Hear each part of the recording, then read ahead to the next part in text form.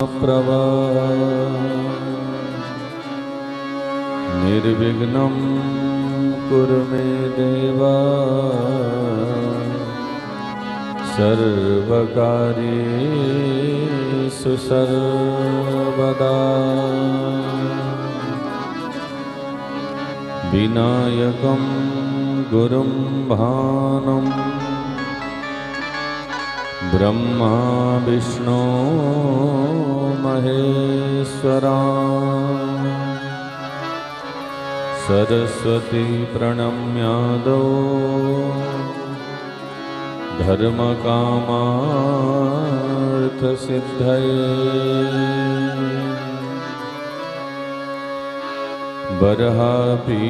बर्हापीडाभिरामं मृगमदतिलकं कुण्डलाक्रान्तगण्डम् कञ्जाक्षं कम्बुकण्ठं स्मितसुभगमुखं स्वाधरे न्यस्तवेणुं श्यामं शान्तं त्रिभङ्गं रविकरवसनं भूषितं वैजयन्त्या वन्दे वृन्दावनस्थं व्रजयुवतिशतवृतं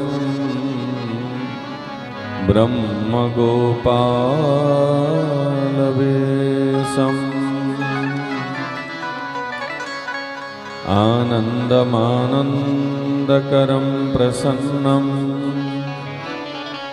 ज्ञानस्वरूपं निजभावयुक्तम् योगीन्द्रमिड्यं भवरोगवैद्यं श्रीमद्गुरुं नित्यमहं भजामि। वंशाकल्पतरुभ्यश्च कृपा सिन्धुभ्य एव च पतितानां पावनेभ्यो वैष्णवेभ्यो नमो नमः। वैष्णवेभ्यो नमो नमः।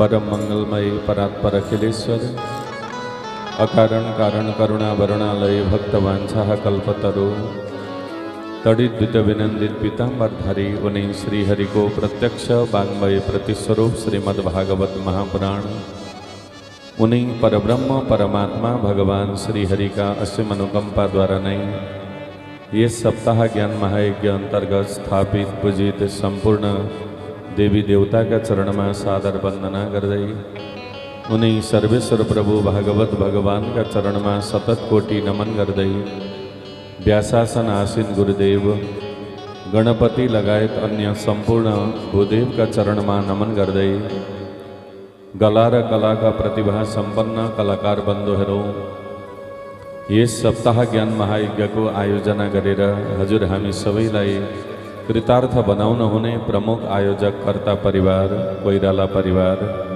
एवं समुपस्थित भक्तिमती माताहरू भावमय पिताहरू साथै धर्मप्राण युवा दाजुभाइ तथा दिदीबहिनीहरू आज हामीहरू उनै परब्रह्म परमात्मा भगवान श्री हरि का असीम अनुकंपा द्वारा नै उनै भगवान श्री राधा सर्वेश्वर का असीम अनुकंपा द्वारा नै मौद्गल्य गोत्रीय संपूर्ण पितृहरूको उद्धारको कामना गर्दै साथै आफू लगायत आफ्ना सन्ततिहरूमा सुस्वास्थ्य दीर्घायु उज्जवल भविष्य उत्तरोत्तर प्रगतिको कामना गर्दै कोइराला परिवार द्वारा आयोजित श्रीमद् भागवत महापुराण सप्ताह ज्ञान महायज्ञ को प्रथम दिवस को पनि प्रथम कथा सत्र में हजुर हामी सबैजना उपस्थित भइसकेका छौं र आज पहिलो दिन बिहानैबाट मण्डप पूजन को तयारी गर्दै र नजिकै हाम्रो नेपालको पूर्व किनारा मेची नदीबाट जल पूजन गरेर वरुण देवताको पूजन गरेर अनि वरुण यात्रा गर्दै दुर्गा पाञ्चायन भगवतीका शरणमा आएर त्यहाँबाट पैदल यात्रा शोभायात्रा गर्दै गर्दै अनि हामीले मण्डप पूजनलाई प्रारम्भ गर्दै भागवतका केही पाठांशहरूलाई श्रवण गर्दै गर्दै अब हामी कथा सत्रमा उपस्थित छौँ र आज हामीलाई अत्यन्त मनोहर सुन्दर दिन प्राप्त भएको छ। यसै त आज सरस्वती पूजाको दिन पनि वाणीकी देवी भगवती सरस्वती को यो धरतीमा प्राकट्य भएको दिवस र उनै भगवती सरस्वती माताले हजुर हामी सबैको कल्याण गर्नुहोस्, सबैका वाणीमा बसेर सद्विद्या सद्बुद्धि सद्ज्ञान सबैलाई प्रवाहित निरन्तर रूपमा गरिदिनुहोस्, यही शुभेच्छा शुभकामना पनि व्यक्त गर्दै र आज हामीलाई अर्को सौभाग्यको दिन भनेको भागवतको महात्म्यले वर्णन गर्दछ। जन्मान्तरी भवेत् पुण्यम तदा भागवतम लभेत। मनुष्यले जब जन्म जन्मान्तरहरूमा धेरै पुण्य कर्महरू गर्दछ अनि ती पुण्य पुञ्जहरू एकत्रित भएर उसका हृदयमा बसेर उसलाई प्रेरणा गर्दछन् कि अब तिमी भागवत सुन भनेर, अनि मात्रै भागवत सुन्ने इच्छा मनुष्यका मनमा जागृत हुन्छ। एउटै जन्ममा मात्रै गरेका पुण्य कर्मका प्रभावले भागवत सुन्ने इच्छा नै मनमा जागृत हुँदैन। यो भागवतको महात्म्यले वर्णन गर्दछ। भने हामीहरूले के बुझ्नु पर्यो त भन्दा कोइराला परिवारले पनि जन्म जन्मान्तरहरूमा धेरै पुण्य कर्म गर्नुभएको रहेछ। आज त्यो पुण्य कर्मको फल यो आँगनमा छर्लङ्ग भागवत बनेर आएको छ र हजुरहरूको भागवत लगाउने इच्छा कहिले देखेको? धेरै वर्ष देखेको सङ्कल्प हो। जहाँ पनि यता आइरहँदा भेट हुन्थ्यो, माताजीले भन्नुहुन्थ्यो मलाई एकचोटि यस्तै गरी लगाउने इच्छा छ भन्नुहुन्थ्यो। अब मनको पनि कमी थिएन, धनको पनि यसो 2-4 लाख खर्च गर्न कमी थिएन, तर पनि समय आएन। किन भन्दा पूर्व जन्मको सञ्चित पुण्य कर्मको उदय भएकै थिएन यति बेरसम्म। किनकि नभए त यो भागवतको महात्म्यको श्लोकले फेल खान्थ्यो नि त, व्यासजीको वाणीले फेल खान्थ्यो नि त। पूर्व जन्मको सञ्चित पुण्य कर्म द्वारा प्रेरित नभइकन, भाग्यको उदय नभइकन यस्तो सत्सङ्ग गर्ने अवसर कहिल्यै पनि प्राप्त हुँदैन र आज त्यो समय आइपुग्यो। पुण्य कर्मद्वारा प्रेरित बनेर अनि यो आँगनमा आजबाट भागवत प्रारम्भ भएको छ र हजुरहरू धन्य हुनुहुन्छ त्यस्ता पुण्यात्मा व्यक्तित्वहरू जसले यो भागवतको आयोजना गर्नुभएको छ। आदरणीय पिता खगेश्वर कोइराला र माता शान्ता कोइराला प्रमुख कर्ताको रूपमा रहेर यजमान बनेर आफ्ना सम्पूर्ण पितृहरूको मोक्षको कामना गर्नुभएको छ।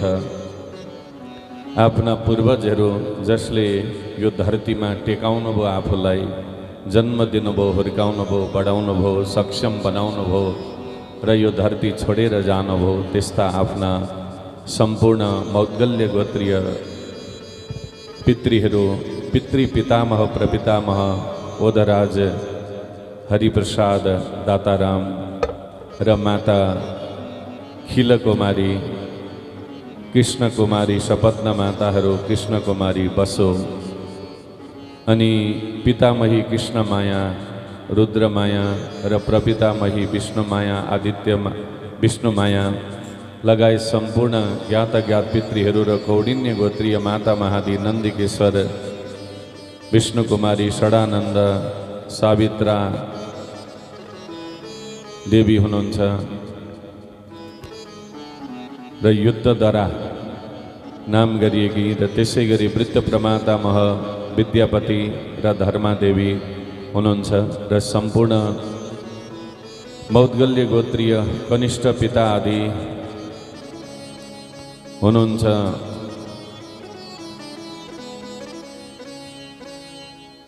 उमानाथ कनिष्ठ मातो हिमादेवी, अमरराज, गुरुप्रसाद, कृष्ण प्रसाद, वसंत कुमारी र ज्येष्ठ पिता मह आदि हुनुहुन्छ। रामनाथ, पद्मनाथ, रुद्रनाथ र पञ्चनाथ, चन्द्रप्रसाद लगायत सम्पूर्ण ज्ञात अज्ञात 21 कुल पितृहरूको मोक्षको कामना आज यस परिवारले गर्नुभएको छ र सम्पूर्ण पितृहरूको मोक्षको कामना, किनकि भागवतले एउटा मात्रै कुल होइन 21 कुल पितृहरूको मोक्ष गर्दछ। 7 कुल आफूभन्दा पहिलेका पूर्व 7 कुल र आफू लगायत 7 कुल पछिका र मावल पक्षका पनि 7 कुल गरेर 21 कुल पितृहरूलाई भागवतले मोक्ष गति प्रदान गर्दछ। यो व्यासको वाणी हो र सम्पूर्ण ज्ञात अज्ञात पितृहरूको मोक्षको कामना गर्नुभएको छ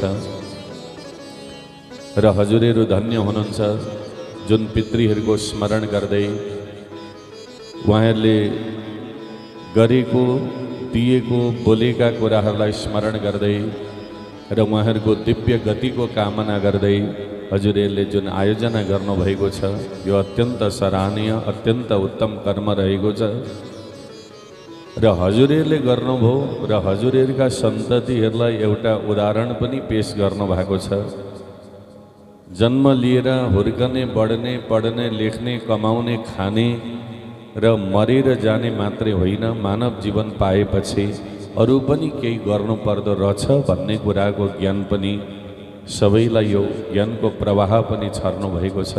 हजुरहरू धन्य हुनुहुन्छ र हजुरहरूलाई दुवैजना माता पितालाई परमात्मा भगवान श्रीहरिले सदा सर्वदा कल्याण गर्नुहोस्। दुवैजनालाई खगेश्वर कोइराला तथा शान्ता कोइरालालाई सुस्वास्थ्य दीर्घायु परमात्माले प्रदान गर्नुहोस् र सम्पूर्ण पितृहरूको मोक्ष भएर पितृ आशीर्वादले हजुरहरूलाई हजुरहरूको जीवन धन धान्य ऐश्वर्य सुखमय आनन्दमय ज्ञानमय भक्तिमय जीवन बितोस्। हामी भागवत भगवानसँग बारम्बार यही कामना बारम्बार गर्दछौँ, प्रार्थना गर्दछौँ।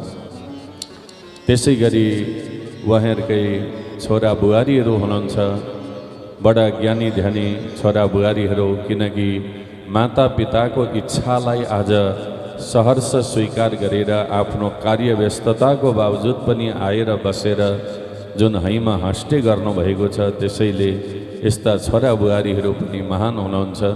किनकि अचेल देखिन्छ माता पिताको धार्मिक कर्म गर्ने, कुनै कर्म गर्ने इच्छा त अवश्यमेव हुन्छ, तर छोरा बुहारी छोराका कारणले गर्दा त्यो धर्म गरेर पुण्य गरेर पुराण लगाएर के फाइदा हुन्छ? अहिलेको समयमा पैसा खर्च गरेर त्यसो गर्नु पर्दैन। के खान मन लाग्छ खानु अनि बसिरहनु भन्ने छोरा बुहारीहरू पनि धेरै भेटिए आजका समाजमा हेर्नुहोस्। तर आज जुन छोरा बुहारीहरूले जुन भाव प्रस्तुत गर्नुभयो त्यो अत्यन्त उत्तम कर्म छ। यस्ता छोरा बुहारीहरू हुनुहुन्छ सन्तोष तथा निशा कोइराला र प्रज्वल तथा एना कोइराला हुनुहुन्छ। हजुरहरूलाई पनि भागवत भगवानले सदा सर्वदा कल्याण गर्नुहोस्। आफ्ना हजुरबुवा आदि पितृहरूको मोक्ष भएर पितृ आशीर्वादले हजुरहरूको जीवन पनि धन्यमय बनोस्। परमात्माको कृपा सदा सर्वदा रहोस् र आफू जुन ओदामा, जुन तहमा, जुन कर्ममा हुनुहुन्छ हजुरहरूको उन्नति प्रगति निरन्तर बनिरहोस्। हामी भागवत भगवानसँग यही कामना गर्दछौँ। त्यसै गरी छोरी ज्वाइँहरू हुनुहुन्छ, प्रज्ञा तथा विपिन पौडेल हुनुहुन्छ र छोरी ज्वाइँलाई पनि आज आफ्ना माता पिताको सासु ससुराको मनोवाञ्छालाई पूर्ण गर्नका निमित्त भनेर ठुलो सरसहयोग पुर्याउनु भएको छ। आएर बसेर हजुरहरूलाई पनि परमात्माको सदा सर्वदा कृपा रहोस्, भागवत भगवानको कृपा रहोस्। त्यसै गरी नाति नातिनीहरू प्रविज्ञा कोइराला, प्रतिज्ञा कोइराला, अयन कोइराला, ओजस्वी पौडेल, अप्रमेय पौडेल भाइ बहिनीहरूलाई पनि सद्विद्या सद्बुद्धि सदा सर्वदा परमात्माले प्रदान गर्नुहोस्। हामी यही कामना भागवत भगवानसँग बारम्बार गर्दछौँ। र यस परिवारका बन्धु बान्धवहरू जति हुनुहुन्छ, यस आदरणीय पिता खगेश्वर कोइरालाज्यूका काकीज्यूहरू हुनुहुन्छ, यहाँ आउनु भएको छ। काकाहरू हुनुहुन्छ, दाजुभाइहरू हुनुहुन्छ, दिदीबहिनीहरू हुनुहुन्छ र छोरी ज्वाइँहरू, सम्धी सम्धिनीज्यूहरू र सम्पूर्ण र भान्जा भान्जीहरू पनि हुनुहुन्छ। सम्पूर्ण बन्धु बान्धवहरू कोइराला परिवार त जहाँ पनि ठुलो लामो साइनो गाँसिएको बन्धु बान्धवहरू पनि धेरै धेरै हुनुहुन्छ र सबैसँग म अहिले परिचित पनि छुइनँ। पक्कै यो 7 दिनभित्रमा हामी परिचित पनि हुनेछौँ। अनि हजुरहरूलाई परमात्मा भगवान श्रीहरिले सदा सर्वदा कल्याण गर्नुहोस्। आफन्तजनहरू सबैको जीवन धन्यमय बनोस्, परमात्माको कृपा रहोस्। भागवत भगवानले हजुरहरू सबैलाई कल्याण गर्नुहोस् भन्ने यिनै कामनाका साथ र छरछिमेकीहरू जति हुनुहुन्छ, सम्पूर्ण छरछिमेकीहरू जो शहीद चोक धनुषमोड निवासी हुनुहुन्छ, चन्द्रगढी 10 निवासी सम्पूर्ण सबै छरछिमेकीहरूलाई पनि परमात्माको कृपा रहोस्। कोइराला परिवारले आयोजना गर्नुभयो, तर यसको लाभ हामी सबै छरछिमेकीहरूले उठाउँछौँ। किन भन्दा भागवत सुन्ने मौका हामी सबैले पाउँछौँ, आफन्तजनहरूले पाउँछौँ। यो हाम्रो पनि भाग्य मिश्रित भएको छ यसमा, सबैको छरछिमेकीहरूको पनि। र कतै गएर 1 लाखको जमिन किन्नु छ भने 10 लाखका छिमेकी पहिले किन्नुपर्छ अरे, अघि होइन? छरछिमेकी राम्रो भएनन् भने त्यहाँ बस्न बडा गाह्रो हुन्छ। त्यही अनुरूप आज छरछिमेकीहरू पनि धन्य हुनुहुन्छ। सबैलाई परमात्मा भगवानको कृपा रहोस्, भागवत भगवानको कृपा रहोस्, यही कामना हामी गर्दछौँ। र पिता खगेश्वर कोइरालाज्यूका ससुराली परिवार, लम्साल परिवारहरू सम्पूर्ण सबै जति हुनुहुन्छ, सबैलाई परमात्माको कृपा सदा सर्वदा रहोस् भन्ने यिनै कामनाका साथमा र यस महान कार्यमा गणपतिको भूमिकालाई निर्वाह गर्नुहुने गुरुदेव हुनुहुन्छ। यसै घरका कुलगुरु पनि, हजुरहरूका छिमेकी पनि गुरु पण्डितश्री ऋषिकेश कोइरालाज्यू हुनुहुन्छ र उहाँ ऋषिकेश भट्टराई हुनुहुन्छ। कोइराला भने कोइरालाको नाम लिँदै आउँदा कोइराला भनेछु। र ऋषिकेश भट्टराई गुरु हुनुहुन्छ, हजुरहरूकै कुलगुरु, छिमेकी पनि, र उहाँ धन्य हुनुहुन्छ। उहाँले त यहाँको सबै कार्य सुरुदेखि नै सरसल्लाह दिनेदेखि लिएर हर कार्यमा जुटाउने काम उहाँले गर्नुभएको छ र यहाँ प्रारम्भ गराउनु भएको छ। यस्ता गणपति गुरु वर्णित हुनुभएको छ। त्यसै गरी आचार्य यहाँ पूजापाठदेखि लिएर सारा कर्म गर्नुहुने गुरु पदम खतिवडा गुरु हुनुहुन्छ। आचार्य प्रवर पदम खतिवडा यहाँ हजुरहरूकै छिमेकी बन्नु भएको छ। पहिले त तल भद्रसेवा भगवतीका शरणमा हुनुहुन्थ्यो, अहिले गुरु छिमेकमा आउनु भएको छ। यो हजुरहरूको पनि अहोभाग्य हो। विद्वानहरू छिमेकमा आएर बसिदिनु भनेको यो हजुर हाम्रो पनि अहोभाग्य हो। र उहाँ हुनुहुन्छ। त्यसै गरी हाम्रो कलाकार बन्धुहरूमा भजन गायकमा सुरज नेपाल, किबोर्ड वादकमा विवेक नेपाल, अनि तबलामा सागर शाह। त्यसै गरी हाम्रो साउन्ड सिस्टममा प्राणनाथ साउन्ड सिस्टमका प्रोपाइटर दाजु जगत पौडेल जो चाराली निवासी हुनुहुन्छ। त्यसै गरी हाम्रो क्याटरिङ तथा अनि पण्डाल निर्माता ओम खत्री कोइराला हुनुहुन्छ। त्यसै गरी हाम्रो भोजन निर्माणका लागि भनेर माताजीहरू पनि यहाँ वर्णित हुनुभएको छ। माताहरू माथिबाट भोजन निर्माणका निमित्त भनेर वर्णित हुनुभएको छ। दुवै माताहरूलाई र सरसहयोग गर्ने माताहरूलाई पनि परमात्माको कृपा रहोस्। त्यसै गरी उपवाचकको रूपमा यस महान कार्यमा वर्णित हुनुहुने गुरु हुनुहुन्छ कमलनयन पण्डित श्री कमलनयन निरौला गुरु। अत्यन्त विद्वान विशिष्ट व्यक्तित्व हुनुहुन्छ। उहाँ पनि वर्णित हुनुभएको छ र उहाँ एक त 18 पुराणको ज्ञाता कथावाचक पनि, तर आज उहाँ उपवाचकको रूपमा बसेर सम्पूर्ण मौद्गल्य गोत्रीय पितृहरूको मोक्षको कामना गर्दै हुनुहुन्छ।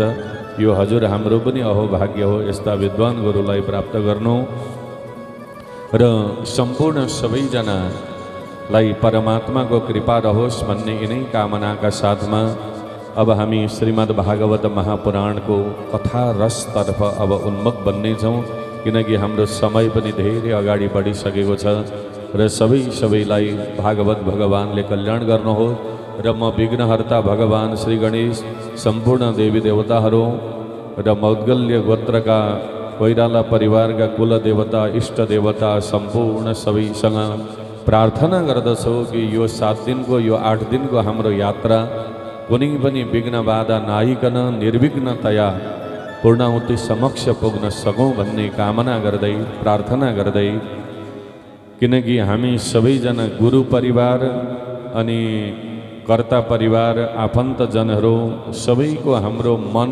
भावना विचार कर्म व्यवहार यो 7 दिनसम्म मिल्यो भने यो 7 दिनको यात्रा हामीलाई 7 सेकेन्ड जस्तो मात्रै लाग्नेछ। तर यदि मन भावना विचार कर्म व्यवहार मिलेन भने यो 7 दिनको यात्रा हामीलाई 7 वर्ष जस्तो गरुङ पनि महसुस हुनेछ फेरि।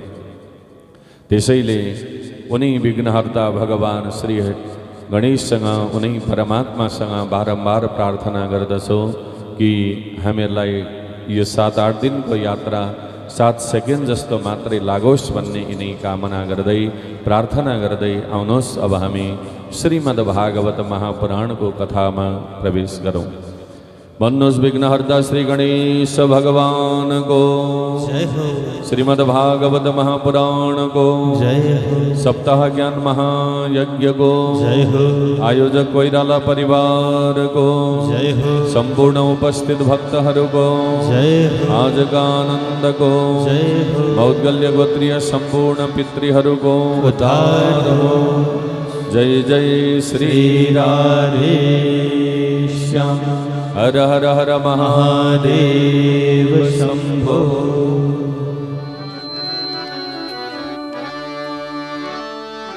अब हामी श्रीमद् भागवत महापुराणको कथामा प्रवेश गर्छौँ। जम्मा महापुराणहरू 18 वटा हुन्छन्, उपपुराणहरू पनि 18 वटा हुन्छन् र औपपुराणहरू पनि 18 वटा हुन्छन्। जम्मा 54 वटा पुराणहरू हुन्छन्। त्यसमध्येमा यो महापुराणहरू मध्येमा 18 महापुराण मध्येमा एक महापुराण सम्पूर्ण पुराणहरूको सार तत्त्वको रूपमा रहेको यो श्रीमद् भागवत महापुराण हो र कलियुगी मानवको कल्याणका लागि कलियुगी कालरूपी ब्यालबाट बच्नका लागि व्यासजीले विचार गरेर संरचना गर्नुभएको यो ग्रन्थको नाम हो श्रीमद् भागवत महापुराण। श्रीमद् भनेको विशेष सम्बोधन गर्नका लागि मत शब्द प्रयोग गरिन्छ र भागवत भनेको के हो भन्दा भागवतमा 4 वटा अक्षरहरू छन्, भा ग व अनि त। यी 4 वटा अक्षरहरूका अलग अलग अर्थहरू रहेका छन्। भासते सर्ववेदेषु गीयते नारदादिभिः वदन्ति त्रिषु लोकेषु तरन्ति भवसागरम्। भा को अर्थ हुन्छ भासते सर्ववेदेषु, वेद को प्रतिभाषित अर्थ नै भागवत हो। हामी वेद पढ्छौँ, भरे भोलिदेखि यहाँ गुरुहरूले पनि वेद पढ्नुहुन्छ, तर वेदले भन्न खोजेको कुरा के हो भनेर कसैलाई जान्ने इच्छा छ भने उसले भागवत पढ्नुपर्छ, भागवत सुन्नुपर्छ। किनकि वेदमा यति क्लिष्ट शब्दहरू छन्, अप्ठ्यारा शब्दहरू छन् कि ठुला ठुला विद्वानहरूलाई पनि वेदको अर्थ गर्न बडा गाह्रो छ। तर वेदले भन्न खोजेको कुरा के रहेछ भनेर जान्ने इच्छा लाग्यो भने उसले भागवत पढ्नुपर्छ, भागवत सुन्नुपर्छ। अनि ग को अर्थ हुन्छ गीयते नारदादिभिः। नारद जस्ता ठुला ठुला ऋषिहरूले यसलाई उद्गाहन गर्नुभएको छ, वर्णन गर्नुभएको छ, व्याख्या गर्नुभएको छ। अनि वको अर्थ हुन्छ वदन्ती त्रिषु लोकेषु, तीनै लोकमा वर्णन गरिन्छ। र तको अर्थ हुन्छ तरणिर्भव सागरम, जसले यो भागवतलाई प्रेमले, श्रद्धाले, भावनाले श्रवण गर्छ यदि भने त्यो व्यक्ति यो भवसागरबाट पार तर्दछ। उसका पितृहरू पनि तर्छन् र ऊ पनि मृत्यु पश्चात पार तरेर जान्छ। यो भागवतको अर्थ त्यस्तो हुन्छ। अर्थात् भा भनेको भक्ति, ग भनेको ज्ञान, व भनेको वैराग्य। अब भक्ति, ज्ञान र वैराग्य तिनटै कुरा प्राप्त गरिसकेपछि अन्तिममा त रह्यो। तको अर्थ तरणिर भवबारिदे, ऊ यस भवसागरबाट पार तरेर जान्छ। अनि श्रीमद् भागवत अनि महापुराण भनेको पुराणहरूमा उत्तम, सबैभन्दा उत्कृष्ट भएकाले महा। अनि पुराण शब्दको अर्थ हुन्छ पुरा नवम नवम भवति इति पुराणम। पुरा भनेको यहाँ पहिलेका कथाहरू छन्, तर कथाहरू मध्येमा कथा सुनुन्जेली हामीहरूलाई यस्तो लाग्छ कि यो अहिलेको तत्कालीन घटना हो जस्तो प्रत्येक मनुष्यलाई अनुभव गराइदिने जुन ग्रन्थ हो त्यसलाई पुराण भनेर भनिन्छ। पुराण भनेको चाहिँ के हो त भन्दा कुनै पनि युग अनि युगान्तर, समय, परिवेश, गाउँ ठाउँ, सहर, नगर सबै प्रकारका व्यक्तिहरूलाई चाहिँ यो मेरो ग्रन्थ हो भन्ने अनुभव जसले गराइदिन्छ त्यसैको नाम नै पुराण हो। पुराण भनेको यसो सुन्दा त पुराना कुरा भन्ने अर्थ बुझ्छन् व्यक्तिहरूले, तर पुरानो होइन, जहिले पनि ताजा ताजा भइरहन्छ त्यो ग्रन्थको नाम नै पुराण हो। त्यसैलाई पुराण भनेर भनिन्छ। र यो श्रीमद् भागवत महापुराणमा जम्मा 18,000 श्लोकहरू रहेका छन्। 335 अध्यायहरू छन्, 12 स्कन्द छन्। स्कन्द भनेको पाटा भागहरू यसका 12वटा छन्। भागवतको प्रथम स्कन्दमा 19 अध्याय छन्, द्वितीय स्कन्दमा 10 अध्याय, तृतीय स्कन्दमा 33 अध्याय, चतुर्थ स्कन्दमा 31 अध्याय, पंचम स्कन्दमा 26 अध्याय, षष्ठ स्कन्दमा 19 अध्याय, सप्तम स्कन्दमा 15 अध्याय, अष्टम स्कन्दमा 24 अध्याय, नवम स्कन्दमा पनि 24 अध्याय, दशम स्कन्दमा 90 अध्याय, एकादश स्कन्दमा 31 अध्याय र द्वादश स्कन्दमा 13 अध्याय गरेर जम्मा 335 अध्यायहरू यो श्रीमद् भागवत महापुराणमा रहेका छन्। अनि यो श्रीमद् भागवत महापुराण सबैभन्दा पहिला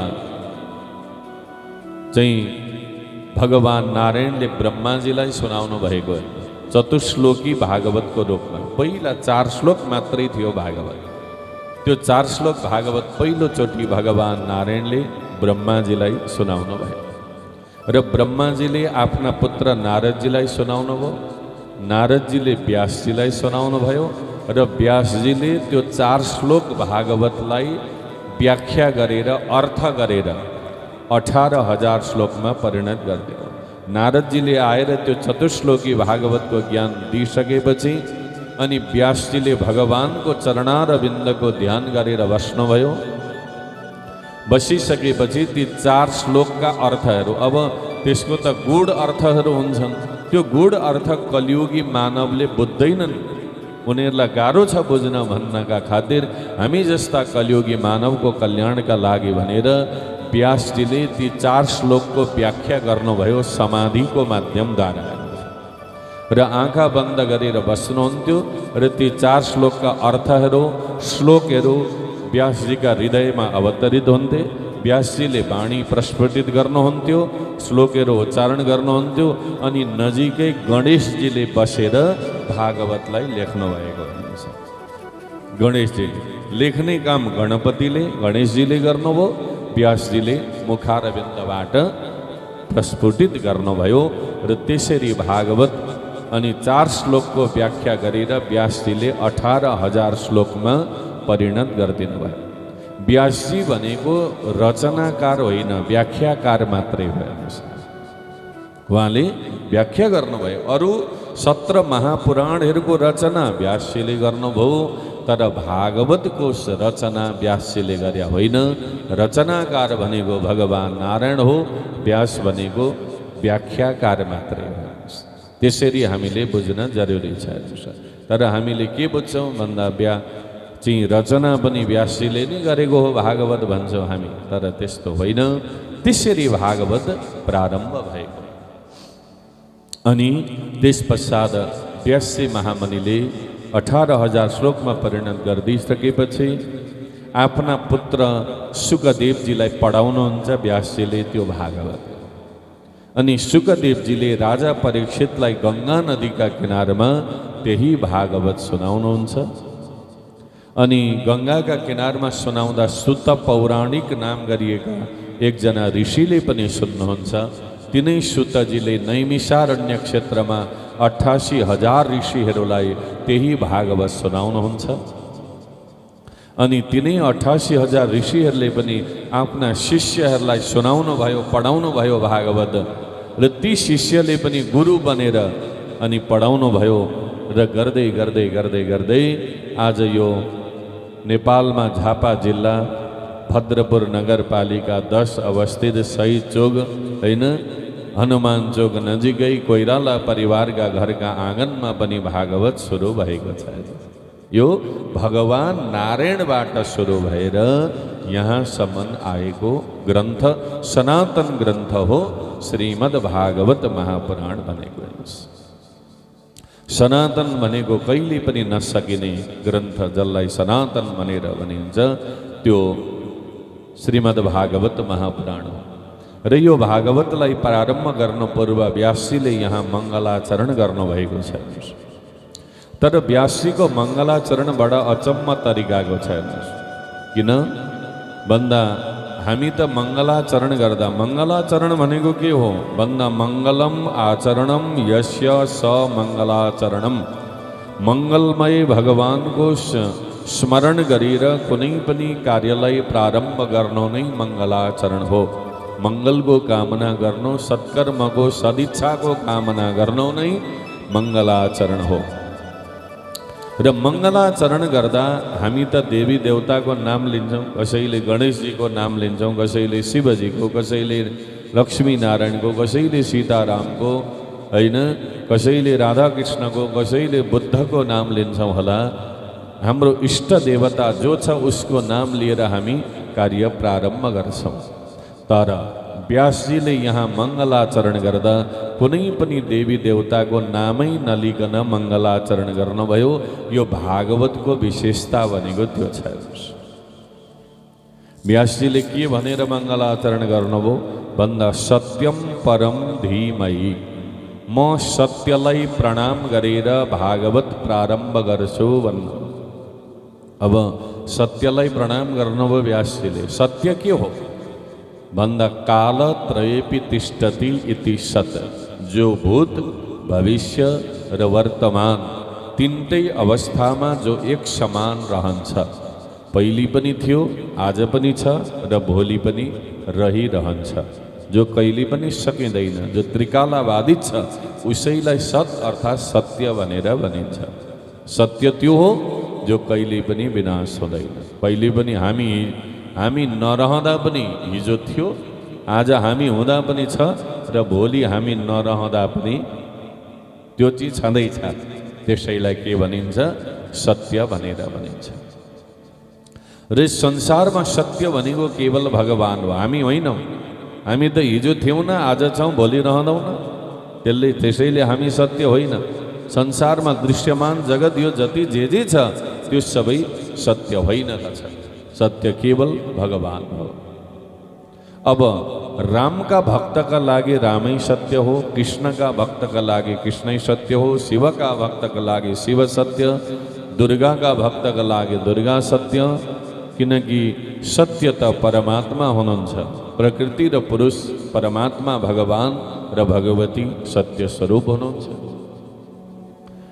त्यसै कारणले गर्दा अब यो भागवतको मङ्गलाचरणको श्लोक विद्वानहरूले 108वटा अर्थ गर्नुभएको छ।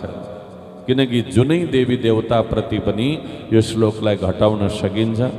आफ्नो इष्ट देवता जे छ त्यसलाई स्मरण गरेर भागवत प्रारम्भ गर्न सकिन्छ। त्यसका लागि व्यासजीले त्यस्तो खालको शब्द, सार्वभौम शब्द सत्यम परम धीमहि भनेर मङ्गलाचरण गर्नुभएको छ। र हामीहरूले त वृन्दावनमा बसेर भागवत पढ्यौँ, राधा कृष्णको क्रीडास्थलीमा बसेर भागवत पढ्यौँ र विद्वानहरूले भागवतलाई कृष्ण पर ग्रन्थ पनि भनेर कता कता सङ्केत गर्नुभएको छ। सुतजीले पनि वर्णन गर्नुभएको छ। त्यसै कारणले गर्दा आउनुहोस् राधा कृष्ण पर कसरी अर्थ गर्नुहुँदो रहेछ व्यासजीले हामी मङ्गलाचरण गरौँ यो भागवतको पहिलो श्लोकको। अब म भागवतको पहिलो श्लोकलाई उच्चारण गर्न लागिरहेको छु। जन्माद्यस्य यतोऽन्वयादितरत चार्थे स्वभिज्ञास्वरा तेने ब्रह्महृदाय आदिकवये मुह्यन्ति यदेसूरया तेजो वारिमृदां यथा विनिमयो यत्र त्रिसर्गो मृषा धाम्ना स्वेन सदा निरस्तकुहकं सत्यं परं धीमहि सत्यं परं धीमहि। यो भागवत को मंगलाचरण को पहिलो श्लोक। जन्मादस्य यतः अस्य श्रीकृष्णस्य जन्मादि भवति। भगवान श्रीकृष्ण चंद्र को जन्म हुन्छ कहाँ भन्दा यत्र मथुराया, मथुरामा। अनि मथुरामा चाहिँ कहाँ भयो त भगवान कृष्ण को जन्म भन्दा वसुदेवस्य गृहे। व्यासजीले भन्नुभयो वसुदेव जी का घर में भगवान श्री कृष्ण को जन्म भयो भन्नु। अब कसैले व्यासजीलाई सोधे व्यासजी भगवान कृष्ण को जन्म त कंस का कारागार में जेल खाना में भएको थियो अरे भन्ने सुनेका थियौँ हामीहरूले त, तर तपाईँ त वसुदेव का घर में भएको थियो भन्दै हुनुहुन्छ। यो कसरी यस्तो अर्थ गर्नुभयो त हजुरले भनेर सोध्नुभयो। व्यासजीले भन्नुभयो तपाईलाई नीति को कुरा नि थाहा रहेन रहेछ भन्नु। कस्तो नीति भन्दा न गृहम गृहमित्याहो गृहिणी गृह उच्यते। त्यो घरलाई घर भनिँदैन रे सजन। जो इटा सिमेन्ट पत्थरले रड लगाएर बनाएको घर हुन्छ नि त्यो घरलाई घर भन्दैन हाम्रो शास्त्रले। घर के हो भन्दा घरलाई घर के भन्नु र सखे, घर भन्नु नै पत्नी हुन्। घर भनेको चाहिँ श्रीमती को हुन्छ अरे सजन। श्रीमती बिना को घर घर जस्तो कहिले पनि हुँदैन। श्रीमती र आमा बिना को घर त्यो घरमा कसैलाई बस्न मन लाग्दैन, त्यो घरको शोभा नै हुँदैन। आफ्नै श्रीमती एउटा रुखका छहारी मुनि बस्छिन् भने त्यो व्यक्तिका लागि त्यही नै घर हुन्छ। आफ्नी धर्मपत्नी एउटा झुपडीमा बस्छिन् भने त्यो व्यक्तिका लागि त्यही नै घर हो। आफ्नी धर्मपत्नी महलमा बस्छिन् भने त्यो व्यक्तिका लागि त्यही नै घर हो। घर भनेको पत्नीको हुन्छ, पुरुषको घर कहीँ पनि छैन। त्यसैले वसुदेवकी पत्नी देवकी पनि कंसका कारागारमा सँगै हुनुहुन्थ्यो नि त। त्यसैले जहाँ देवकी बस्नुहुन्छ त्यो वसुदेवको घर हो, त्यसलाई कंसको कारागार भन्न मिल्दैन। किनकि देवकी बसिसकेपछि त त्यो त वसुदेवको घर हो, जेलै भए तापनि। त्यसैले वसुदेवस्य पत्न्यां देवक्यां अस्य श्रीकृष्णस्य जन्मादि भवति। त्यसैले वसुदेवकी पत्नी देवकी द्वारा भगवान श्रीकृष्ण चंद्र को जन्म हुन्छ। अनि अनुपश्चात अयात अगच्छत इतरत्र गोकुले। त्यस पश्चात वसुदेवजीले भगवान कृष्णलाई बोकेर गोकुलमा लिएर जानुभयो। गोकुलमा पुगेर भगवानले ग्वाल बालकहरूका बीचमा शोभायमान बनेर खेल्नुहुन्छ। स्वेषु गोपेषु राजते इति स्वराट, ग्वाल बालकहरूका बीचमा शोभायमान बनेर खेल्नुहुन्छ। अनि दही चोरी माखन चोरी लीलाहरू भगवानले गर्नुहुन्छ। भगवान कृष्णलाई मार्न भनेर अकासुर, बकासुर, धेनुकासुर, अरिष्टासुर, पूतना जस्ता राक्षस राक्षसीहरू छदमा भेष बनाएर आए मार्ने विचार गरेर, तर ती सबैलाई निरस्त कुहक परास्त गरिदिनु भयो भगवानले। उनीहरूको छदमा भेषलाई परास्त गरिदिएर उनीहरूलाई भगवत गति प्रदान गरिदिनु भयो। त्यस्ता भगवान श्री कृष्णचन्द्र हुनुहुन्छ। अनि त्यस पश्चात भगवान वृन्दावनमा बसाइ आउनुहुन्छ। वृन्दावनमा आएर भगवानले अनेक प्रकारका लीलाहरू, गौचारण आदि लीला गर्नुहुन्छ। र वृन्दावनमा आएर भगवानले वेणुनाद गर्नुहुन्छ, रासलीला आदि गर्नुहुन्छ। जब कृष्णले बाँसुरी बजाउनुहुन्थ्यो वृन्दावनमा बसेर, त्यतिखेर कलकल कल्लोल गर्दै कमनीय कालिन्दीको कलरव कुण्ठित हुन पुग्दथ्यो। बगिरहेकी जमुनाजी पनि पत्थरको भाँति जमेर उभिएर कृष्णले बजाएको बाँसुरीको ध्वनिलाई सुन्न सुरु गर्दथिन्। अनि त्यति मात्रै होइन, भगवान सूर्यले आफ्नो तापरूपी धर्मलाई बिर्सिएर चन्द्रमाको जस्तो शीतलतालाई प्रदान गर्न सुरु गर्नुहुन्थ्यो। जलमा थल र थलमा जलको भाव परिवर्तन हुन्थ्यो जब कृष्णले वृन्दावनमा बसेर वेणुनाद गर्नुहुन्थ्यो। सबैको सुधबोध हराउँथ्यो। ऋषिहरूले जप्दै गरेको मन्त्र बिर्सिनुहुन्थ्यो अरे। यतातिर ध्यान जान्थ्यो, वेणुनादतिर ध्यान जाने गर्दथ्यो। अनि भगवान कृष्णले वृन्दावनका लीलाहरूलाई पूर्णता दिँदै मथुरा जानुहुन्छ। मथुरामा गएर 14 वर्ष लीला गरेर फेरि भगवान द्वारिका जानुहुन्छ। यत्र त्रिसर्ग मृषाः, भगवानका 3 प्रकारका लीलाहरू वृन्दावन, मथुरा र द्वारिका। यी सबै नमृषा इति अमृषा, एकदमै सत्य लीलाहरू भगवानले गर्नुभएको छ। अनि भगवान कृष्णको लीला देखेर ठुला ठुला ऋषि मुनिहरूको त कुरै छोडौँ, आदि कवय भनेको ब्रह्माजी पनि मोहित हुनुहुन्थ्यो कृष्णको लीला देखेर। ब्रह्माजीले पनि के गर्न खोज्नु भएको कृष्णले भन्ने कुरा बुझ्न सक्नुहुन्नथ्यो। त्यस्ता लीलाधारी भगवान श्रीकृष्णको लीला सबैका हृदयमा आज पनि विद्यमान छ, मनमा विद्यमान छ। त्यस्ता लीलाधारी सत्यम श्रीकृष्णम परम परमेश्वरम धीमहि वयम सर्वे ध्यायेम। त्यस्ता लीलाधारी भगवान श्री राधा कृष्णका चरणमा हामी सत्सत वन्दना गर्दछौँ भनेर यसरी व्यासले भागवतको मङ्गलाचरण गर्नुभएको छ। भन्नुहोस् राधा कृष्ण भगवान की। जसले यो संसार सृष्टि गर्नुभयो, पालन गर्नुभयो र संहार पनि गर्नुहुन्छ, यस्ता त्रिकालावादित परब्रह्म परमात्मा भगवान हरिका चरणमा वन्दना गर्दै भागवतलाई को मङ्गलाचरण गरिएको छ। सजन आउनुहोस् हामी पनि उनी भगवानको स्मरण गरौँ। एउटा सुन्दर मङ्गलाचरणको भजनबाट हामी पनि प्रारम्भ गरौँ। भक्तवत्सल भगवान की जय हो, भागवत भगवान को जय हो।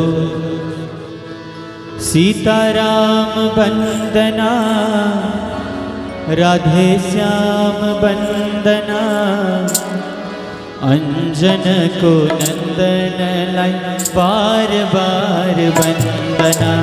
सीताराम वंदना, राधे श्याम वंदना, अंजन को नंदन लाई बार बार वंदना।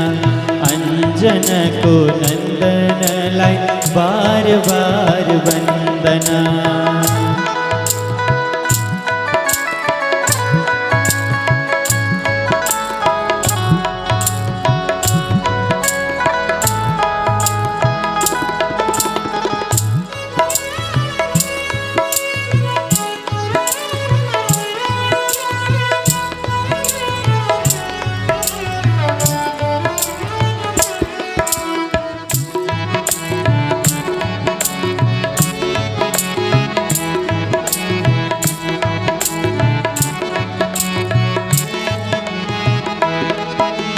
यशोदाजीलाई वन्दना नन्दज्यूलाई वन्दना यशोदाजीलाई वन्दना नन्दज्यूलाई वन्दना राधिकाको वल्लभलाई बार बार वन्दना अञ्जनको नन्दनलाई बार बार वन्दना राधिकाको वल्लभलाई बार बार वन्दना अञ्जनको नन्दनलाई बार बार वन्दना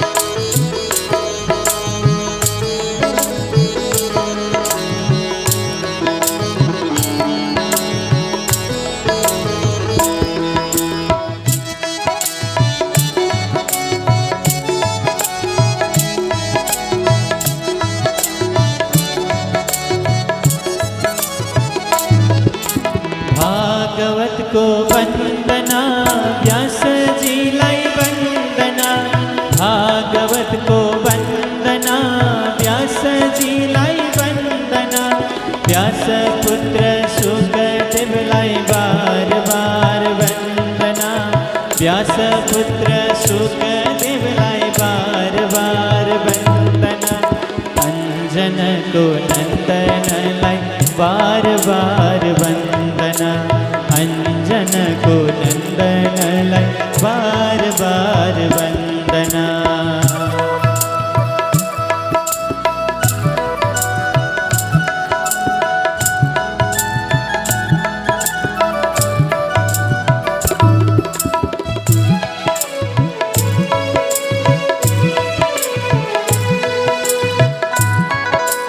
श्री कृष्णचंद्र भगवान को सद्गुरुदेव भगवान को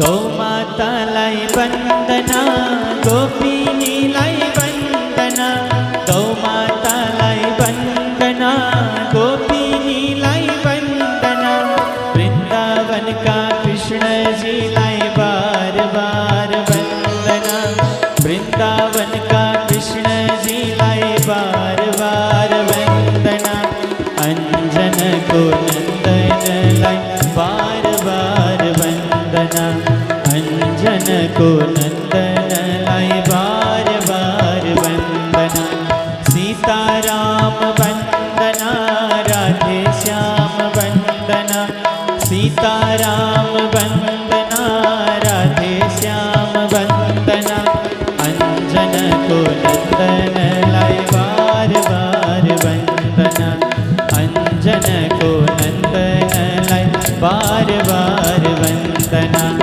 अंजन को नंदन लाई बार बार वंदना अंजन को नंदन लाई बार बार वंदना। राधा कृष्ण भगवान को जय हो। श्रीमद् भागवत महापुराण को जय हो। अर्को श्लोकमा अनुबन्ध चतुष्टय को विवेचना गरिएको छ। धर्म प्रोज्जित कैतवत्र परमो निर्मत्सराणां सतां विद्यं वास्तवमत्र वस्तु शिवदं तापत्रयोन्मूलनम् श्रीमद्भागवते महामुनिकृते किं वा परैरीश्वर सद्यो हृद्यवरुध्यतेऽत्र कृतिवे शुश्रूषुभिस्तक्षणात्। धर्म प्रोजित कैतवत्र परम यो श्रीमद्भागवत महापुराण भनेको परम धर्म हो। धर्म दुई प्रकारका हुन्छन्, एउटा ग्राम्य धर्म, अर्को परम धर्म, भगवान सम्बन्धी धर्म। यो भागवतको सम्बन्ध भनेको चाहिँ भगवानसँग छ। यसले भगवानलाई प्रसन्न गराइदिन्छ र भगवानसँग राम्रो सम्बन्ध जोडाइदिने काम भनेको भागवतले गर्दछ। भगवान चिनाइदिने काम गर्दछ हामीहरूलाई। भगवान कस्तो हुनुहुन्छ, स्वरूप कस्तो छ, के छ, अनि रिसाइरहनुहुन्छ कि खुसी हुनुहुन्छ कि उहाँको स्वभाव कर्म व्यवहार इत्यादि सबैका विषयमा वर्णन गरेर प्रसन्न मनले भगवानलाई चिनाइदिने काम भनेको भागवतले गर्दछ। भगवान चिनाउने काम। अनि त्यस पश्चात यो भागवत भनेको छल कपट ईर्ष्या द्वेषदेखि पर रहेको कितव धर्म। यसमा कुनै छल कपट द्वेष ईर्ष्या केही पनि छैन। र यो भागवतलाई श्रवण गर्नेवाला व्यक्तिले पनि निर्मत्सर बन्नु पर्दछ। निर्मत्सर भनेको काम क्रोधादि विकार रहित निर्मत्सर। काम क्रोध लोभ मोह मद मात्सर्य यी कलुषित भावनाहरूलाई मनैबाट र मनैबाट मात्र होइन जरैबाट उखेलेर फ्याँकेर अनि मात्रै भागवत सुन्नुपर्छ। निर्मत्सर भइएन भनेदेखि 7 दिन त के 7 वर्ष भागवत सुने तापनि कुनै फरक पर्नेवाला छैन। काम क्रोध आदि विकारहरूलाई मनबाट परित्याग गर्नु पर्यो। यी मान्छेका 6वटा शत्रुहरू हुन्छन्, काम क्रोध लोभ मोह मद अनि मात्सर्य। यी 6वटै कुराहरूलाई मनद्वारा परित्याग गर्नु पर्यो भागवत श्रवण गर्नका लागि। अब हामीभित्र यी 6वटा विकारहरू उकुस मुकुस भएर भरिएका छन्। अनि माथिबाट 7 दिन जति नै भागवतका कथा खन्याए पनि काम दिँदैन। बोरामा चामल खन्याउनु पर्ने छ भने पहिला बोरा खाली गर्नु पर्यो नि, होइन? भाँडो खाली गर्नु पर्यो अनि मात्रै माथिबाट खन्याउँदा रहन्छ। तर अब पहिले नै बोरा उकुस मुकुस भरिएको छ, माथिबाट फेरि चामल खन्याइयो भने के हुन्छ? छरिएर जान्छ, नासिएर जान्छ। त्यस्तै प्रकारले हामीभित्र पनि पहिलेदेखि उकुस मुकुस भएर सबै कुरा होइन भरिएको छ। अब 7 दिनसम्म जति नै भागवतका कथा खन्याए तापनि भित्र जाँदै जाँदा ठाउँ नै छैन कता जाने। भित्र सबै बाहिरै छरिन्छ, नासिन्छ, बिग्रिन्छ। त्यसै कारणले गर्दा पहिला मन रूपी हृदय रूपी भाँडोलाई माझेर सफा गरेर चडक्क बनाएर खाली गरेर राख्ने अनि 7 दिन पर्यन्त भागवतका कथाहरूलाई खन्याउन सकियो भने उसको कल्याणै कल्याण हुन्छ। अनि वेद्यम वास्तवमा अत्र वस्तु शिवदम। वेद्यम भनेको जान्ने योग्य यो श्रीमद् भागवत महापुराण कल्याणकारी कलियुगी मानवका लागि एकदमै कल्याणकारी ग्रन्थ यो श्रीमद् भागवत महापुराण। अनि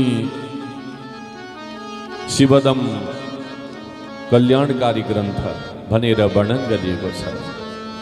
र यो श्रीमद् भागवत महापुराणलाई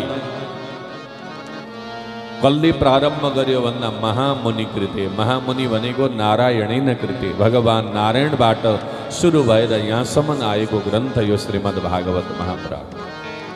र यो भागवतलाई जसले सुन्छ होइन, सुन्ने इच्छा मात्रै कसैका मनमा जागृत भयो भने ध्यान दिएर सुन्नु है। के भन्नुहुन्छ यहाँ व्यासजी? शुश्रूषुभि तक्षणात् सद्य हृदि अवरुध्यते। कसैका मनमा भागवत सुन्ने इच्छा मात्रै जागृत भयो यदि भने उसका हृदयमा आएर भगवान बस्न सुरु गरिहाल्नुहुन्छ अरे, उसको कल्याण गर्न सुरु गरिहाल्नु। सुन्ने इच्छा मात्रै मनमा हुँदैखेरिदेखि अब सुन्ने इच्छा मात्रै हुँदैखेरि भगवान आएर उसका हृदयमा बसेर उसलाई प्रेरणा गर्नुहुन्छ, उसको कल्याण गर्न सुरु गर्नुहुन्छ भने सुनिसकेपछि त के होला त्यो भनेर साध्य नै छैन। यो ग्रन्थ हो श्रीमद् भागवत महापुराण। अब कोइराला परिवारले पनि मातापिताले पनि परिवारले कहिलेदेखि सुन्ने इच्छा राख्नु भएको थियो नि, एक दिन त सुन्नुपर्छ होला भनेर होइन। त्यसै दिनदेखि भगवानले कल्याण गर्न सुरु गरिहाल्नु भयो। किनकि भागवत त इच्छा गरिदिउन् मानवले, म उसको कल्याण गर्छु भन्नुहुन्छ भगवान। किनकि कलियुगी मानवको कल्याणका लागि त भागवत भन्दा उत्तम अरू केही छँदै नै छैन सारा विश्वमा। त्यसकारण भगवानका लागि त्यति प्रिय ग्रन्थ हो। र निगम कल्पतरोर्गलितं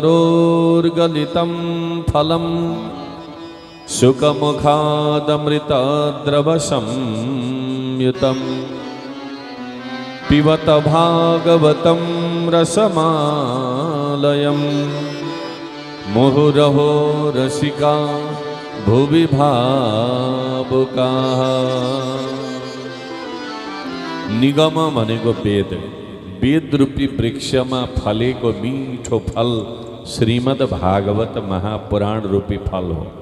वेद रूपी एउटा वृक्ष छ, त्यो वृक्षमा फलेको मीठो फल श्रीमद् भागवत महापुराण, जो शुकदेव जी महामुनि जस्ता विराट संत योगेश्वर का मुखारविन्दबाट, परमहंस ऋषि शुकदेव जी का मुखारविन्दबाट निश्रित ग्रन्थ यो श्रीमद् भागवत महापुराण। भागवत भनेको त परमहंस संहिता हो। अनि यो श्रीमद् भागवत महापुराण त निरन्तर शुकदेव रूपी गुरुका मुखारविन्दबाट द्रव भनेको चुइरहेको छ अरे। अमृतका धाराहरू वर्षिरहेका छन्, तर त्यो अमृतलाई स्वीकार गर्ने मानवको मात्रै खाँचो छ, अरू कुराको खाँचो छैन। त्यसैले पिबत भागवतम, हेर्नुहोस् त एकातिर भन्नुभयो गलितम फलम होइन, पाकेको फल, अर्कातिर भन्नुहुन्छ पिबत। अब फल पिउने कुरा हो र फल त खाने कुरा हो नि त। तर यो भागवत रूपी फल चाहिँ कस्तो फल छ त भन्दाखेरि, जुन फलमा चाहिँ भित्र दाना हुन्छन्, कोया हुन्छन्, कुनैमा बाहिर बोक्रा पनि हुन्छन्। तर यो भागवत रूपी फल चाहिँ यस्तो फल हो जसमा भित्र दाना पनि छैन, कोया पनि छैन र बाहिर बोक्रो पनि छैन अरे। रसै रसले मात्रै भरिएको छ। त्यसैले पिबत, पिउने मात्रै फल। अनि फल, जुन फल मुखबाट खाइन्छ त्यो त विकार भएर जान्छ, तर यो भागवत फल चाहिँ के हो भन्दा यो चाहिँ कान रूपी दुनाबाट पिउने चिज हो। यो मुखबाट पिउने होइन भागवत, यो चाहिँ कान रूपी दुनाद्वारा, कान रूपी दुनालाई तयार पार्ने अनि निरन्तर पियै गर्ने। मुखबाट खाएको चिज त विकार भएर जान्छ, तर कानबाट पिएको चिज कहिल्यै पनि विकार हुँदैन। त्यसैले पिबत भागवतम रसमालयम। अनि कहिलेसम्म सुन्ने त पिउने त भन्दा आलयम, आलयम भनेको मोक्ष पर्यन्तम, जबसम्म तिमी मोक्ष भएर जाँदैनौ, जबसम्म तिम्रो आत्मा परमात्मामा मिल्दैन, तबसम्म निरन्तर सुनिराख भागवतलाई, निरन्तर श्रवण गरिराख। अनि भागवतलाई श्रवण गर्नका लागि व्यासजीले 2 जना श्रोता मात्रै बोलाउनु है भन्नुभयो। श्रोता हजारौं जना नबोलाउनु अरे। कति बोलाउनु? 2 जना। 2 जना मात्रै श्रोतालाई निम्तो गर्नु। 2 जना भनेको रसिका अनि भावुका।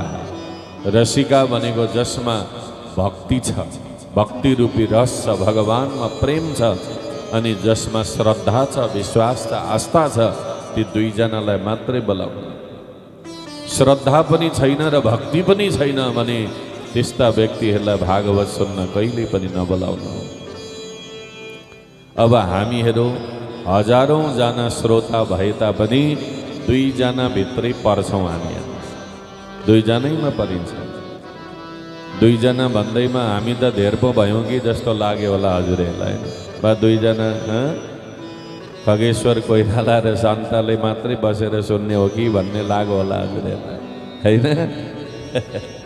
तर 2 जना भनेको रसिका र भावुका, जसमा भक्ति रूपी रस छ अनि श्रद्धा, विश्वास, आस्था छ, उसले सुन्ने हो भागवत।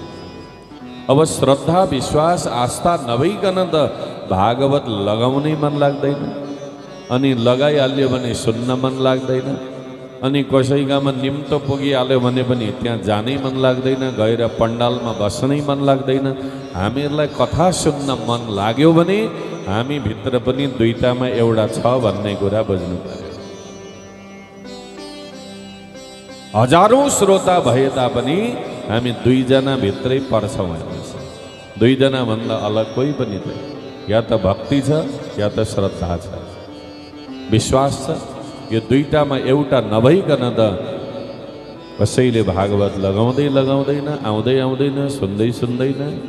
त्यसका लागि दुईटामा एउटा छ भन्ने कुरा बुझ्नु पर्यो। र यसरी भागवतका परिचयहरू तीनवटा श्लोकमा वर्णन गरिएका छन्। एउटा नैमिषारण्य नाम गरिएको पावन भूमि क्षेत्र तीर्थस्थल आज पनि छँदै नै छ भारतमा। त्यो नैमिषारण्य क्षेत्रमा 88,000 ऋषिहरू, सौनक आदि 88,000 ऋषिहरू यज्ञ गरेर, पुराण श्रवण गरेर, सत्सङ्ग गरेर बस्नु भएको थियो। र सुत पौराणिक नाम गरिएका ऋषि सुतजी, जो त्रिकालदर्शी ऋषि हुनुहुन्छ, बडा विद्वान हुनुहुन्छ, उहाँले सत्सङ्ग गराइरहनु भएको थियो। एक दिन बिहान उठेर आफ्नो नित्य कर्मबाट निवृत्त भएर आएर सुतजी महामुनि व्यासासनमा बसिसकेपछि सौनक आदि ऋषिहरू त त्रिकालदर्शी हुनुहुन्छ। अगाडि त घोर कलियुग आउँदैछ र ती कलियुगी मानवको कल्याण के गर्दा होला भनेर, हाम्रो कल्याण के गर्दा होला भनेर त्यतिखेर द्वापरको अन्त्यमा ऋषिहरूले चिन्तन गर्नु भएन। किनकि अहिलेको जो भइरहेको अवस्था ऋषिहरूले त्यतिखेरै देख्नु भएको थियो, यस्तो हुनेछ पछि गएर भनेर। त्यसैले कलियुगी मानवको कल्याण के गर्दा होला त भनेर ती ऋषिहरूले सुतजी समक्ष 6वटा प्रश्नहरू गर्नुहुन्छ। तिनै 6वटा प्रश्नको उत्तर हामी 7 दिनसम्म निरन्तर सुन्नेछौँ। 6वटा प्रश्नहरू यहाँ गर्नुभएको छ। हे गुरुदेव, पुंसाम एकान्तत श्रेय तन्न संशीतमर्हसि। गुरुदेव, मानवको कल्याण के गर्दा होला र मानवको कर्तव्य के हो? मानव भएर यो धरतीमा आएपछि जन्मने, हुर्कने, बढ्ने, पढ्ने, लेख्ने, कमाउने, खाने अनि मरेर जाने मात्रै हो कि मानव भएर यो धरतीमा आएपछि अरू पनि केही गर्नुपर्छ त? केही गर्नुपर्छ भने के गर्नुपर्छ गुरुजी? यस विषयमा सुनाइदिनुहोस् र मानवको कल्याण के गर्दा हुन्छ? यो पहिलो प्रश्न हो। अनि दोस्रो प्रश्न, अतः साधोत्र यत्सारम समुद्रित्य मनीषया। सम्पूर्ण शास्त्रहरूको सार तत्व के हो? शास्त्र त कति छन् कति छन्, सबै शास्त्र पढेर गुनेर सुनेर सुन्ने समय मान्छेलाई हुँदैन। कलियुगमा त आयु साह्रै छोटो हुन्छ अनि कलियुगी मानवको बुद्धि, तीक्ष्ण बुद्धि हुँदैन। कलियुगी मानवको सबै कुरा ज्ञान हासिल गर्न सक्दैनन् उनीहरूले। भने त्यस्ता कलियुगी मानवलाई त निचोड चाहियो, सार तत्व चाहियो। भने सम्पूर्ण शास्त्रहरूको सार तत्व के हो, निचोड के हो? दोस्रो प्रश्न। तेस्रो प्रश्न, अवतार कथा शोभा, भगवानका अवतारहरू कतिवटा छन् गुरुजी भनेर सोध्नुभयो। अनि चौथो प्रश्न गर्नुहुन्छ, देवक्याम वसुदेवस्य जातो यस्य चिकीर्षया। भगवान श्रीकृष्णले देवकी र वसुदेवकै घरमा अवतार धारण गरेर आउनुपर्ने मुख्य कारण के थियो? देवकी र वसुदेवले के त्यस्तो पुण्य कर्म गरे जो साक्षात भगवान स्वयं पुत्र बनेर उनीहरूका घरमा आउनु? कुनै पुण्यको साधना बिना त भगवान पक्कै आउनु भएन। कारण के हो? भगवानले त यो पनि भन्न सक्नुहुन्थ्यो नि त, म कलियुगमा चाहिँ भद्रपुर 10 मा कोइराला परिवारका घरमा आउँछु शहीद चोकमा भने भए पनि हुन्थ्यो नि त, होइन? भगवान त जे पनि गर्न सक्नुहुन्थ्यो, जे भनेको कुरा पुरा गर्न सक्नुहुन्थ्यो। तर किन द्वापर युगमै अनि देवकी र वसुदेवकै घरमा अवतार धारण गर्नुपर्ने कारण के हो? त्यस विषयमा हामी जान्न चाहन्छौँ। अनि लीला विदधत स्वैर ईश्वर स्यात्म मायया। हे भगवान, भगवान कृष्णले अवतार धारण गरेर कस्ता कस्ता लीलाहरू गर्नुभयो त। ती कृष्णका सुरुदेखि अन्तिमसम्मका सम्पूर्ण लीलाहरूका विषयमा हामी जान्न चाहन्छौँ भनेर प्रश्न गर्नुभयो। यो 5औं प्रश्न हो।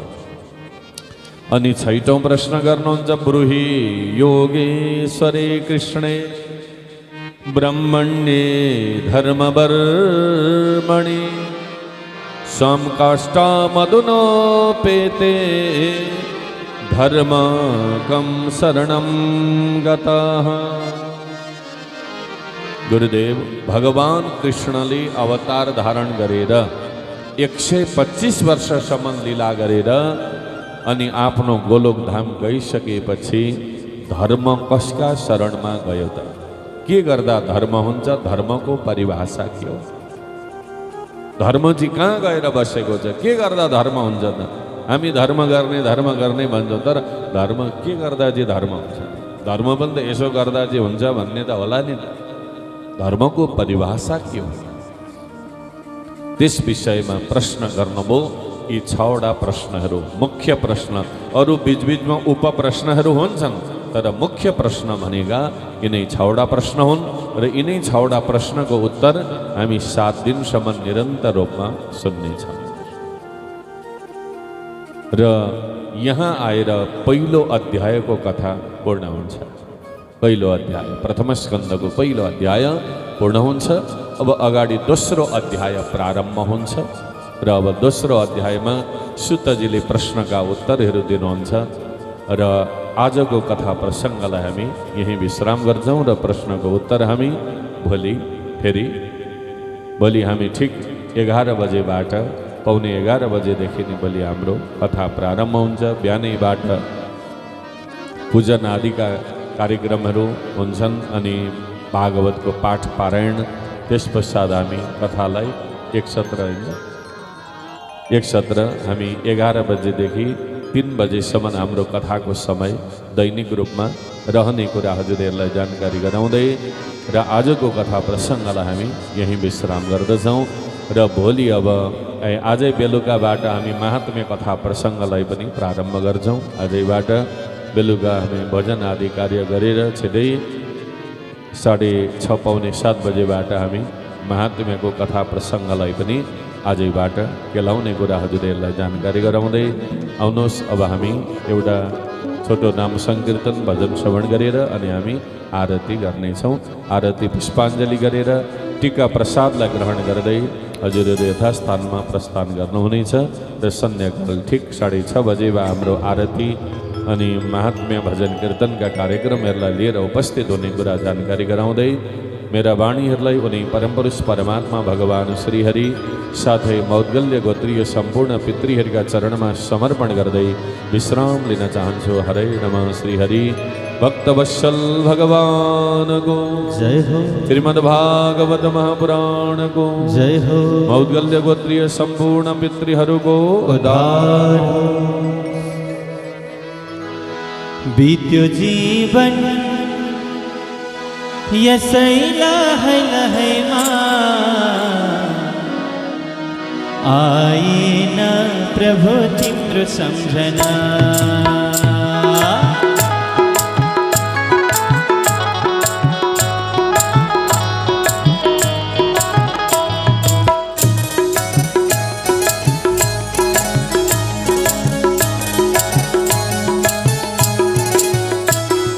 बीत्यो जीवन यसैला है बीत्यो जीवन यसैला है आएन प्रभु तिम्रो सम्झना। आएन प्रभु तिम्रो सम्झना। आएन प्रभु तिम्रो सम्झना। आएन प्रभु तिम्रो सम्झना।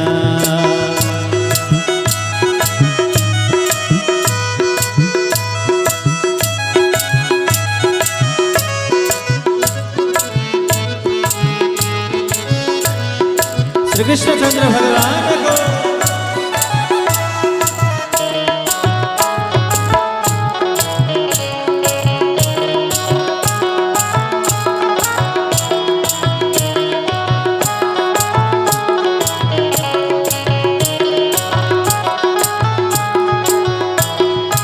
जन्म मरण संसारमा सधैँ भरि हुन्छ जन्म मरण संसारमा सधैँ भरि हुन्छ आवागमन मेटिँदैन मुक्ति कहिले मिल्छ आवागमन मेटिँदैन मुक्ति कहिले मिल्छ जन्म मरण संसारमा सधैँ भरि हुन्छ आवागमन मेटिँदैन मुक्ति कहिले मिल्छ आवागमन मेटिँदैन मुक्ति कहिले मिल्छ गरे कृष्णले सबै विश्व कल्पना गरे कृष्णले सबै विश्व कल्पना आएन प्रभु तिम्रो सम्झना आएन प्रभु तिम्रो सम्झना आएन प्रभु तिम्रो सम्झना आएन प्रभु तिम्रो सम्झना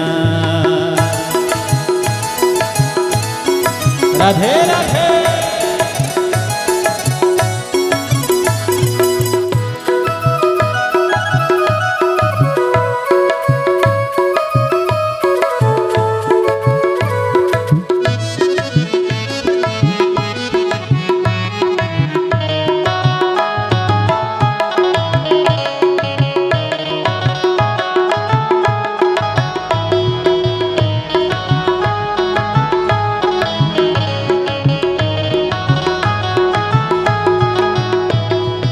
धर्म भूले तीर्थ भूले भूले प्रभुलाई धर्म भूले तीर्थ भूले भूले प्रभुलाई जीवन व्यर्थ गुमाए छु यो धरतीमा आई जीवन व्यर्थ गुमाए छु यो धरतीमा आई लाग्न थाल्यो संसार झुटो सपना लाग्न थाल्यो संसार झुटो सपना आएन प्रभु तिम्रो सम्झना आएन प्रभु तिम्रो सम्झना आएन प्रभु तिम्रो सम्झना आएन प्रभु तिम्रो सम्झना आएन प्रभु तिम्रो सम्झना आएन प्रभु तिम्रो सम्झना आएन प्रभु तिम्रो सम्झना आएन प्रभु तिम्रो सम्झना